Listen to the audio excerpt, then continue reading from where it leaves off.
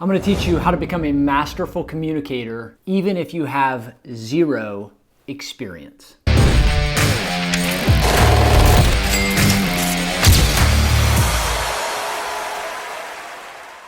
I'm Dr. Dan. I'm a neurostrategist and a coach. I help people just like you take your message to the masses. So in this video, I'm going to teach you exactly how to become a masterful communicator, even if you don't have any experience or you're just new to your industry. So I've coached hundreds and hundreds of clients how to become better communicators. That's a lot of people.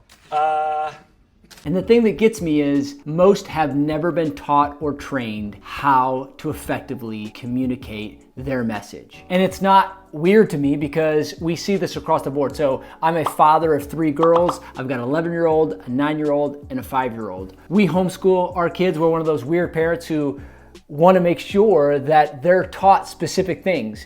And in today's age, they're not taught specific things. They're not exposed to specific mindsets and topics and themes that in our house don't abide by our worldview. All that to say, we are very adamant about teaching our girls communication. And we're part of a organization, a co-op, that one thing they do every single week is they have to present in front of their peers. And I absolutely love it. Every Tuesday, part of their schooling is to get and prepare their presentation for Wednesday morning. And so every Tuesday night, I get to hear their presentation as they practice it. This is one of the most important skills they will ever learn in their life. But it's not the norm to learn how to speak in front of people or even to speak amongst peers. We learn reading and writing and math, but speaking, ironically, is not part of any curriculum. So it makes sense why you haven't heard this before. It makes sense why you aren't having the effectiveness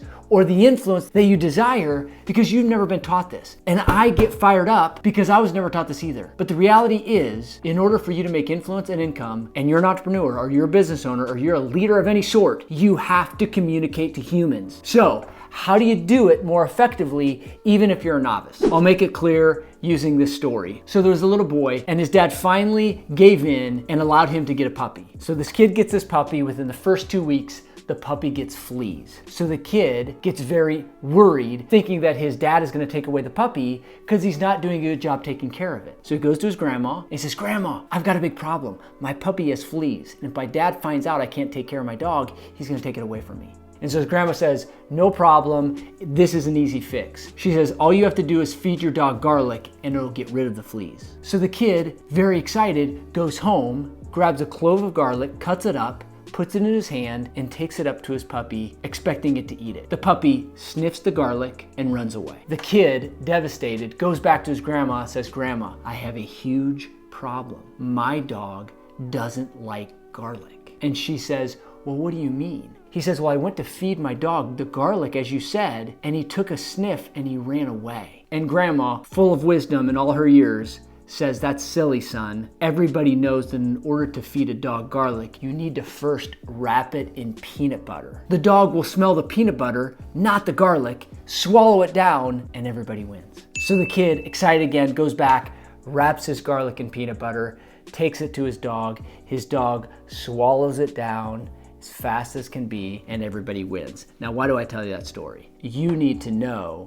that no matter what you're trying to communicate, whatever point you're trying to make, you need to wrap it in peanut butter. In this case, the peanut butter is a story. Never make a point without telling a story, and never tell a story without making a point. I teach a 3P model. Every story must have a protagonist, which is the main character. It must have a problem, which is the conflict, and it must have a principle that they get out of hearing every story. So if you're an entrepreneur or a leader of any sort, you need to be marketing your business. That's gaining attention. You need to sell, which means you have to establish value, their ability to have more value in what you have to offer versus their money. That way they'll give up their money to get what you have, and then they have to have trust that you have the solution to their problem, that your product, service, and offer is the solution to the very thing they're dealing with. And when you can do that, business becomes simple. But all of this has this foundation of communication. You have to be able to communicate. And being able to tell a story with the right structure will take you from the most inexperienced communicator to an expert communicator. As long as you know that story is not a way to communicate, it is the way to communicate. What makes me so passionate about this is because my background is in the brain. And when you study the human brain and the nervous system, you start to understand that it is very unique in how it interprets the world. As I said, the brain thinks in stories and in pictures. So if you can tell a good story, you can get anybody to do anything. What do you want me to do?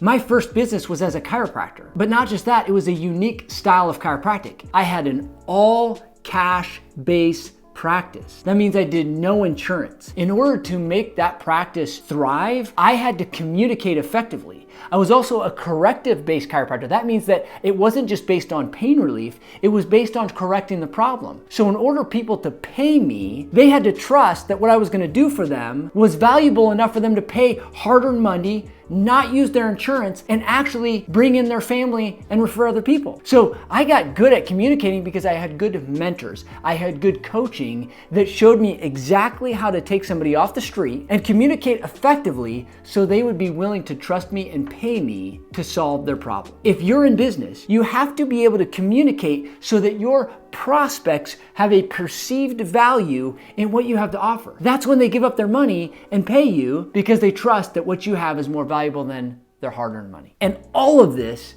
has everything to do with communication. So I want to break this down even further because whatever business you're in, you can take the power of story when it's structured the right way and you can overcome their objections before they even have them. So if you've ever had the experience where a prospect has said, I've got to go home and think about it. I've got to go home and ask my spouse about it. I've got to go do my own research. What that is a justification that they don't trust you yet. The only real objection that they have is that they don't trust you guys. So the way that you can overcome that is that you know what the objections are beforehand and then you put them into a story. So you make it their idea. It's their choice. It's on their volition that they're making the decision to actually pay you, to follow through, to buy from you, and ultimately to tell others. There were 3 primary stories I would always use in selling chiropractic care that would allow them to know I have something so valuable that they are willing to give up their money to pay me for it. The first story had to do with a fever. I had to establish the truth about symptoms because for most people, they've been led to believe that symptoms like back pain, neck pain, headaches, digestion, fertility, breathing issues, that the symptoms are the problem and that the drugs are the solution. But I had to explain to them using the power of story that symptoms are one of 2 things. They're either a sign of healing or a sign that something's wrong. But either one are not a justification to just give drugs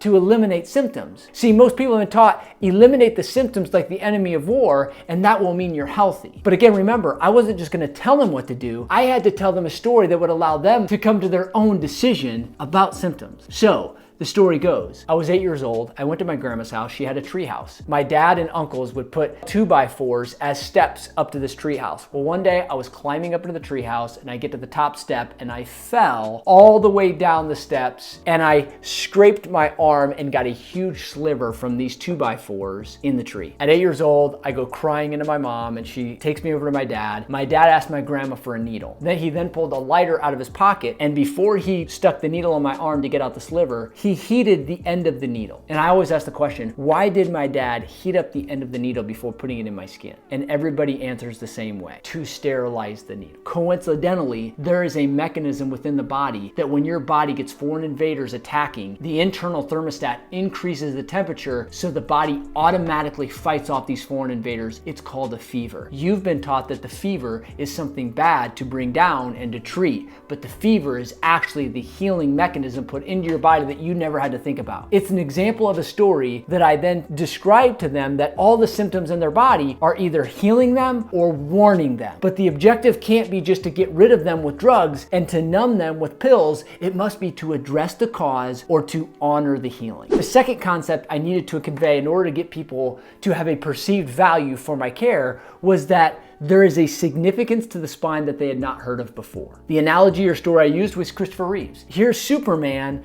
that was healthy as ever, but after one event and a fall from his horse, he injured the top part of his neck. In fact, surgeons said that his entire injury could be covered up with the end of a pinky. That's how small it was. Yet, his injury caused his legs to shut down, his arms to shut down. Someone had to massage his stomach for him to go to the bathroom. And the 8 years that he lived after that fall off the horse, experts said that he aged 25 years. His skin got wrinkly, he lost his hair because of this injury that affected his spinal cord. One injury, one area of the neck, literally shut his entire body down. I want you to think about this. If you heard that a family member of yours got into a car accident, it's a different perspective if you heard they broke their leg versus they broke your neck. Your level of concern if they had broken their neck is much higher than if they broke their leg. Why? Because the spine is so vital to the health of an individual. This is why looking at the health and structure and function of a spine is so critical to all aspects of health and human performance. And so again, I tell a story so that they come to their own conclusion, because they remember Christopher Reeves. They remember this strong, big actor who had one fall off a horse and all of a sudden he lost all his health. He died within 8 years. And they said actually he died from the common cold or pneumonia because his immune system was so compromised because of this injury. So you see, the value of spinal health becomes that much more important when you understand that it's not just a backbone. It is literally the window to your health because of the nervous system. And then the third story I always tell has to do with how powerful the body is. In fact, did you know that when a baby is nursing from its mom, so it's breastfeeding from its mom, there's receptors on the mother's nipple that will literally measure the pH of the saliva of that baby and change the makeup of the breast milk to meet the specific demands and requirements of that baby at that given time. That is incredible. No formula, no man-made baby food could do that. That is what we call intelligence. Well, that same intelligence is what heals you. Ultimately, the spine is a major stress point where interference can be created, thus not allowing the body to be as healthy as possible. As you can see, these are stories that I've perfected to help an individual make their own decisions about the importance of the spine so they can understand that if there's something wrong with their spine, they need to get it corrected. So what's your takeaway? I want to tell you that becoming an expert communicator is not that hard. And even if you're new or a novice, you can quickly become an experienced communicator by using the power of story. Remember, facts tell and stories sell. Never make a point without telling a story, and never tell a story without making a point. As I said before, this is what I do all day, every day. I help introverted entrepreneurs grow their income by being able to sell with story. And so if that resonates with you and you know you need help with that, let us know. Click the link below, join one of our next challenges. Your shortest path to your next level of success is going to occur with a well-crafted story.